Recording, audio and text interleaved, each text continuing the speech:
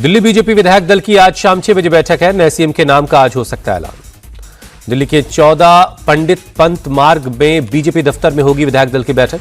आज सुबह ऑब्जर्वर्स की लिस्ट भी आ जाएगी। दिल्ली के रामलीला मैदान में 20 फरवरी की सुबह 11 बजे सीएम का शपथ ग्रहण होगा। बीजेपी महासचिव विनोद तावड़े और तरुण चुग समारोह की तैयारी का जायजा लेने पहुंचे। शपथ ग्रहण समारोह में पीएम मोदी के अमित शाह के अलावा केंद्रीय मंत्री शामिल होंगे। बीजेपी और एनडीए शासित राज्यों के सीएम भी मौजूद रहेंगे। दिल्ली के एलजी से मिले बीजेपी नेता तरुण चुग और विनोद तावड़े। प्रदेश अध्यक्ष वीरेंद्र सचदेवा भी साथ रहे। आप नेता गोपाल राय का बीजेपी पर तंज, बोले बारात मंडप सब तैयार लेकिन दूल्हे का पता नहीं। आप नेता सत्येंद्र जैन की मुश्किलें बढ़ी। मनी लॉन्ड्रिंग के मामले में राष्ट्रपति ने गृह मंत्रालय को दी मुकदमा चलाने की मंजूरी। हाल ही में गृह मंत्रालय ने राष्ट्रपति से मांगी थी मुकदमे की मंजूरी। बीएनएस की धारा 218 के तहत केस चलाने की तैयारी है। ईडी कर सकती है गिरफ्तारी। पटपड़गंज के बीजेपी के विधायक का बड़ा दावा। रविंद्र सिंह नेगी बोले दफ्तर से एसी टीवी टेबल समेत सभी सामान चुरा ले गए मनीष सिसोदिया। यूपी विधानसभा में आज राज्यपाल के अभिभाषण के धन्यवाद प्रस्ताव पर चर्चा होगी। सीएम योगी कुंभ पर ममता बनर्जी और अखिलेश यादव के बयान पर दे सकते हैं जवाब। यूपी विधानसभा में मंगलवार को विपक्ष के हंगामे पर भड़के योगी ये उर्दू की वकालत करते हैं, बच्चों को मौलवी बनाना चाहते हैं, देश को कटमुल्लापन की तरफ ले जाना चाहते हैं। सीएम योगी का सपा का सीधा अटैक। कहा इनके बच्चे इंग्लिश मीडियम स्कूल में पढ़ते थे, सरकार जब दूसरे बच्चों को वही सुविधा देना चाहती है तो कहते हैं इनको उर्दू पढ़ाओ। सीएम योगी ने सपा पर लगाया भोजपुरी अवधी ब्रज भाषा विरोधी होने का आरोप। कहा यह हमारी जिम्मेदारी है कि हम अपनी मातृभाषाओं को सहेजें और आगे बढ़ाएं। योगी के कटमुल्ला वाले बयान पर अखिलेश यादव का पलटवार। कहा हमने शिक्षा को भी कभी नहीं रोका। सपा नेता माता प्रसाद पांडे बोले सीएम योगी बात का बतंगड़ बना रहे हैं। यूपी के डिप्टी सीएम केशव प्रसाद मौर्य ने कहा विपक्ष का व्यवहार गैर जिम्मेदाराना है। विपक्ष के पास कोई मुद्दा नहीं है इसलिए विरोध कर रही है। यूपी के मंत्री दयाशंकर सिंह का बयान। यूपी सरकार के मंत्री दानिश अंसारी का विपक्ष पर अटैक। का आने वाले समय में जनता इन्हें जवाब देगी। विधायक मोहम्मद रूबी हसन बोले सीएम योगी खुद ही बीजेपी का एजेंडा चला रहे हैं। महाकुंभ को सीएम ममता बनर्जी ने बताया मृत्यु कुंभ। का भगदड़ में कई लोगों की जानें गई।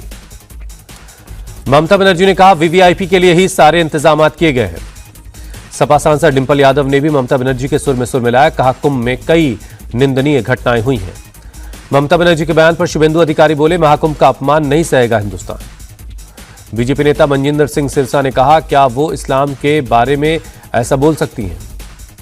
अयोध्या के मेयर गिरीश त्रिपाठी ने ममता बनर्जी के बयान को बताया दुर्भाग्यपूर्ण। केंद्रीय मंत्री किरण रिजिजू बोले महाकुंभ पर राजनीतिक टिप्पणी करना ठीक नहीं है।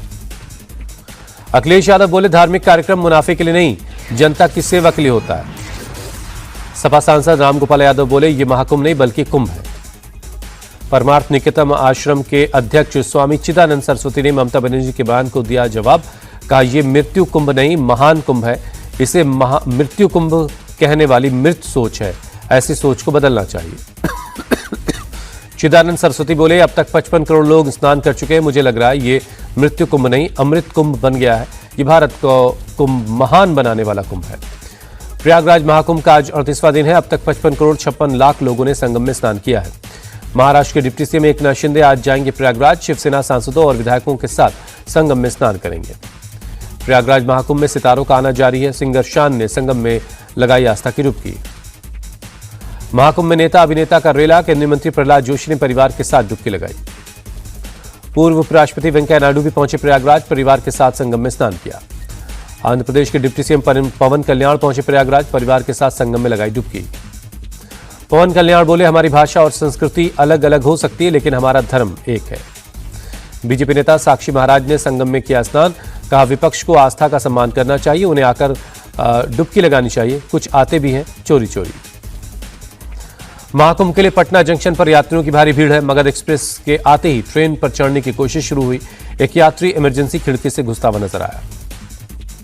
भारत में डेमोक्रेसी को मजबूत करने के नाम पर मिलने वाली $21 मिलियन की मदद पर रोक को डोनाल्ड ट्रंप ने ठहराया सही। कहा भारत के पास खुद बहुत पैसा है। ट्रंप ने भारत को अमेरिका पर सबसे ज्यादा टैक्स लगाने वाला देश बताया। कहा मैं भारत और पीएम मोदी का सम्मान करता हूं लेकिन अमेरिका भारत को फंड क्यों करे। पीएम मोदी की अध्यक्षता में आज सुबह 10:30 बजे कैबिनेट की बैठक। कई अहम प्रस्तावों पर लग सकती मुहर। कांग्रेस अध्यक्ष मल्लिकार्जुन खड़गे ने आज बुलाई सभी महासचिवों और प्रभारियों की बैठक। कांग्रेस मुख्यालय इंदिरा भवन में सुबह 10:30 बजे बैठक होगी। कांग्रेस महासचिव केसी वेणुगोपाल के मुताबिक संगठन को मजबूत करने के लिए दिल्ली में हार की वजहों पर चर्चा होगी। राहुल गांधी भी बैठक में शामिल होंगे। राजस्थान का बजट विधानसभा में आज पेश होगा। डिप्टी सीएम और वित्त मंत्री दिया कुमारी बजट पेश करेंगी। गुजरात स्थानीय निकाय चुनाव में बीजेपी की बंपर जीत, 68 में से 62 पर बीजेपी का कब्जा, कांग्रेस को मिली 1 सीट। गुजरात निकाय चुनाव में बीजेपी की जीत से गदगद पीएम मोदी, कहा विकास की राजनीति की एक और ये बड़ी जीत है। महाराष्ट्र में फडणवीस और शिंदे में तकरार की खबरों के बीच शिंदे के 20 विधायकों की सुरक्षा घटा दी गई है। महाराष्ट्र सरकार के मंत्री संजय थिरसाट ने कहा विधायकों की सुरक्षा कम करना ठीक नहीं। महाराष्ट्र कांग्रेस नेता राणा पटोले बोले बीजेपी एक एक करके काटती है, पहले एकनाथ शिंदे फिर अजित दा का नंबर भी आएगा। मंत्री नीतीश राणा ने कहा खतरे की आशंका पर मिलती है सुरक्षा।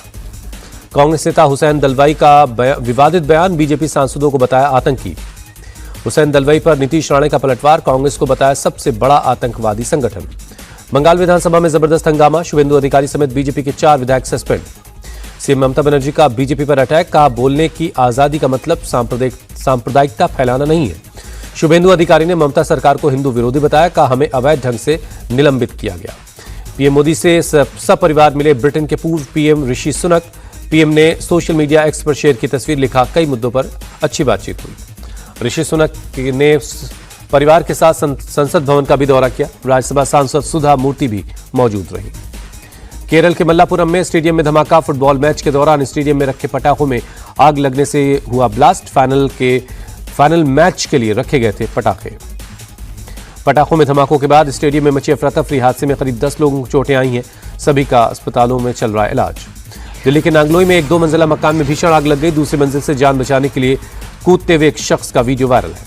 नांगलोई के फोन मार्केट इलाके में गैस लीक होने से सोमवार की रात मकान की पहली मंजिल पर आग लग गई। दूसरी मंजिल से कूदने वाला शख्स जख्मी हो गया। पश्चिम बंगाल के खड़गपुर में कोरोमंडल एक्सप्रेस के इंजन पर गिरा एक पेड़, तेज आंधी में की वजह से पेड़ गिरा। मौके पर पहुंची rescue team. Hyderabad task force को मिली बड़ी सफलता, सर्टिफिकेट रैकेट चलाने वाले गिरोह का भंडाफोड़, 6 लोगों को गिरफ्तार किया गया।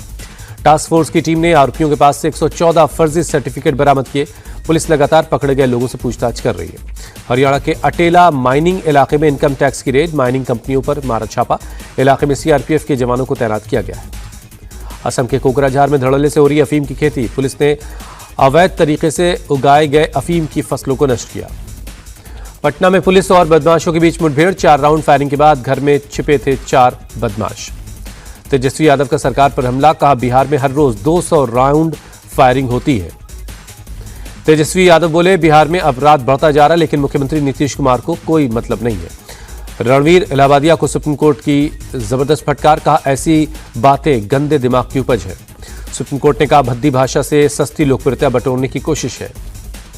रणवीर को पासपोर्ट सरेंडर करने का आदेश, अदालत की इजाजत के बिना विदेश जाने पर लगी पाबंदी।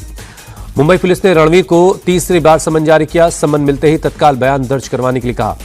इंडियाज गॉट लेटेंट विवाद में एक्शन मोड में महाराष्ट्र साइबर पुलिस, अब तक 50 से ज्यादा लोगों को समन भेजा गया। ऑगस्टा वेस्टलैंड हेलीकॉप्टर घोटाले के मामले में आरोपी मिशेल को सुप्रीम कोर्ट से मिली जमानत।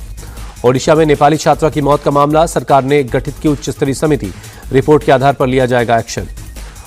ओडिशा के कॉलेज प्रशासन ने घटना के लिए माफी मांगी, कहा वायरल वीडियो में मौजूद कर्मचारियों को सस्पेंड किया गया है।